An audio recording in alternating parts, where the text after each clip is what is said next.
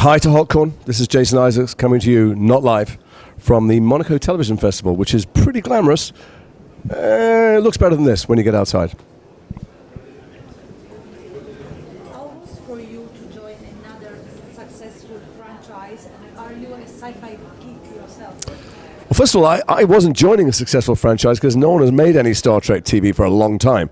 So we were part of a new series, and everybody was terrified that nobody would watch or that people didn't like it. But I thought the story was so strong and it was so different from the previous Star Treks that had been that the comparisons were irrelevant. I said no originally. I didn't want to be a captain of a Star Trek vessel because I'd seen the great captains of my youth. And then they showed me the scripts and told me their ideas, and I thought, well, that's so different. It's such a different approach, and it's such a story for our times, and so political in so many ways that I couldn't say no. So do you think that actually sci-fi and fantasy is a metaphor of our modern days? Well, all stories are metaphors. I mean, so sci-fi and fantasy are a great prism through which to examine our world.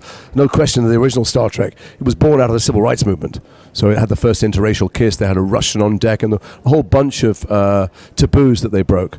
And they were dealing with the things that were happening in the streets, even though it was set in the 24th century. And that's still true of Star Trek, but it's true of Harry Potter. All stories are metaphors, apart from realistic, gritty, naturalistic ones. I think that sometimes the best way to examine our own lives or think about our own lives is through the prism of fantasy or things far from ourselves. So Shakespeare, Ibsen, Strindberg, Chekhov, the reason we revisit these stories is because they talk to us about our lives.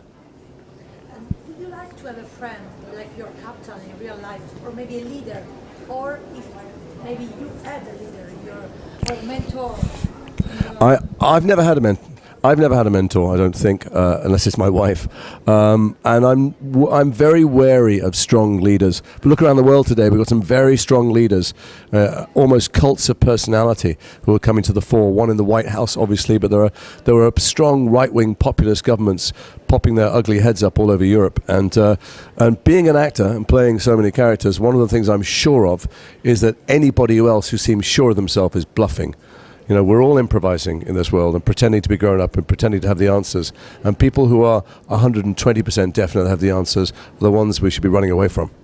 You just mentioned there Harry Potter. I don't ask you something about it. Every year, J.K. Rowling apologizes for some character death.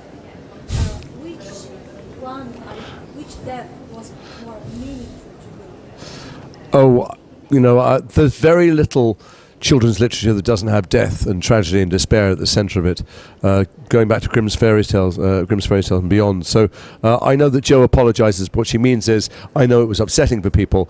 There's nothing to apologise for. You need to upset people. Kids are prepared for life by stories. In fact, adults are prepared for life by stories, and stories need those highs and lows.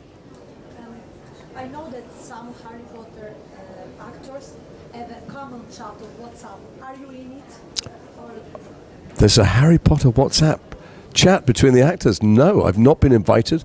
I'm mortified. The truth is, of course, that the main kids are 20 years younger than me, and they don't want sad grown-ups joining in their little WhatsApp group. They'll be very upset if I ask to join. so they are not racist with the Slytherin? No, they're not. I don't think it's about me being Slytherin. I think it's about me being an old fart. Have you a favorite spell yourself? And did you realize that people around you are a little bit, how can I say, scared?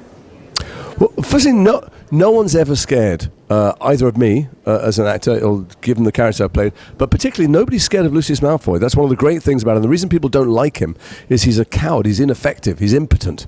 He wants to be powerful, but his desperation for power is repulsive. It's repulsive to Voldemort, it's repulsive to his wife and kid. He never really achieves anything. Harry's not scared of him, no one's scared of him. So, no, people are not wary of me. People love those characters. They hate him because they remind us of that worst part of ourselves that seeks approval. He's always seeking approval and status, and he never gets it. But which is your favorite villain, and which is your favorite hero? Since both Star Trek and Harry Potter are portraying some kind of different heroes, and people need some reassurance, some heroes in their life. I don't. Funnily enough, as an actor, the parts I play and also the things that I watch, I never think of people as villains and heroes. If you can think of them as villains and heroes, then they're badly written and badly directed and badly acted. All these characters are real and human. The ones that scare us the most are the ones we recognise. So, Lucius Malfoy, for instance, is a racist. The guy in The Patriot is a guy trying to win the war and dehumanizing the enemy so that he can kill children. Anybody I know in real life or on screen who's been a proper hero is someone who's overcome their own prejudice or their own cowardice. So good stories don't have those black and whites. Just the final question, can you say hi to the readers with your favorite line of the Lucius Malfoy, or maybe a line that you are very attached to in your career? So I'm asked to do Lucius Malfoy's voice a lot, and the thing is that Lucius Malfoy lives in that world. And if me as Jason, without the wig and the elf, do the voice and do it badly, I feel like it's slightly diluting or prostituting the integrity of that story. So I never do it. But my favourite line from the Star Trek series was universal law is for lackeys, context is for kings. And that justifies all kinds of immoral behaviour. The ends justifying the means. I thought it was a brilliant line, and I loved it. Thank you. Thank you so much. Grazie.